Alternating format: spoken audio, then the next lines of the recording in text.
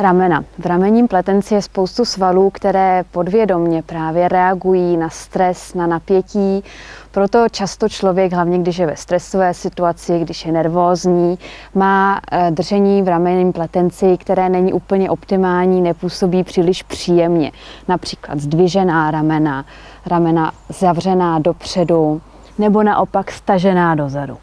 Ani jeden z těchto modelů nepůsobí příliš přirozeně, příjemně pro pohled.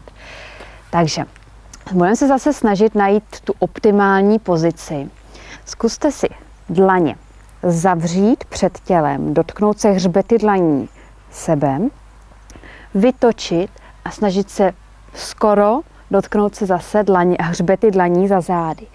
Několikrát takhle z ramen rotujte celou paží do maximálního vtočení, do maximálního vytočení.